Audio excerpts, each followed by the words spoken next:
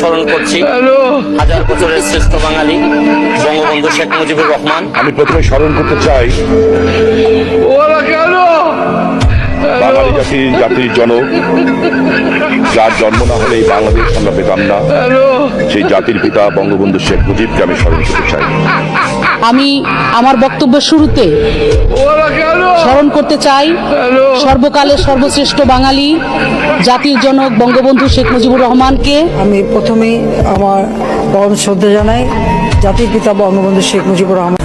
মাননীয় স্পিকার, আমি আজ এই সংসদে দাঁড়িয়ে ওই মহান আল্লাহ পাকের প্রশংসায় সেজদা অবনত হচ্ছি, যিনি 1 অক্টোবরের ব্যালট যুদ্ধের মাধ্যমে সুদীর্ঘ 5 বছরের দুঃশাসন, সীমাহীন দুর্নীতি, ইসলাম বিরোধী কর্মকাণ্ড, দেশব্যাপী ভয়াবহ সন্ত্রাসের মোকাবেলায় 4 দলীয় ঐক্যজোটের মহা বিজয় দান করেছেন এবং যার